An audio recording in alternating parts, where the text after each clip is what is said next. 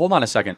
They retracted it soon after. Kamala. Just to be clear, though, it would have given amnesty to 10 million people in this country. Do you think that's a good idea? Potentially, if they're working in this country. Charlie Kirk absolutely dismantles a woke college kid who thought he could fact check him. This time the topic, immigration, border security, and Trump's policies. As usual, Charlie Kirk doesn't just counter the arguments. He obliterates them with facts and logic. Let's break this down. You want one? Yeah, okay. We'll throw some more.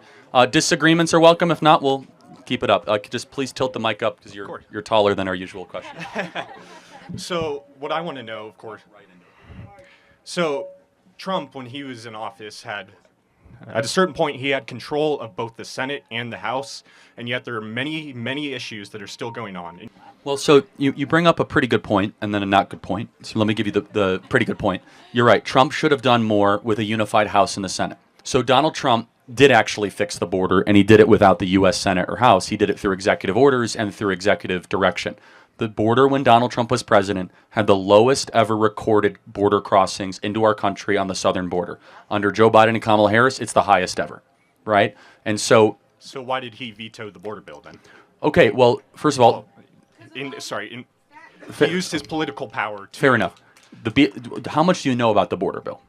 So the border bill was endorsed by the Border Patrol agents, right? First of all, that's not correct. That is correct. No, they came out and they said they totally denounced it. Not Harris. They didn't endorse Harris. They endorsed the bill. No, you can look at Brandon Judd's statement. He said that's one of the greatest misinformation lies. But let's talk about what actually it is. That bill... I can pull it up.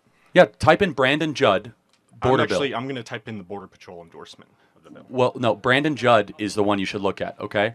So, anyway, what some union says or doesn't say is besides the point. So, I mean, yeah, this is where Charlie Kirk just levels the playing field. The college kid is cherry-picking some union endorsement as if that's the entire story, but Charlie Kirk shuts it down immediately.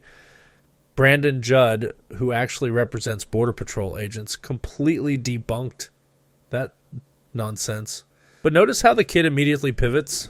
Classic. When the facts don't work, just ignore them, I guess. So, but let me ask you this. Forgetting the Border Patrol's endorsement or not, mass amnesty was in the bill. It would have given amnesty to 10 Border million... Patrol union-backed Senate immigration bill despite Yes. House GOP. Yes. What did Brandon Judd say about that? So the National Border Patrol Council... Right, but that's not the Border Patrol union. Those are two different things. Right? They still have their endorsement, and again, you Yes. can't say they're Kamala's... Hold on a second. They because, retracted they it soon endorse after. Kamala. Just to be clear, though, it would have given amnesty to 10 million people in this country. Do you think that's a good idea? Potentially, if they're working in this country. You would give amnesty... The majority of illegal immigration, 75% of illegal immigration is overstaying visas. These are 10 million people that came... We're not even talking about the overstay visas. We're talking about people that came across the border. 10 million of them. Uninvited. What would you do with them? Give them jobs? If there's room for them to work. Oh, this is a super important moral distinction, though.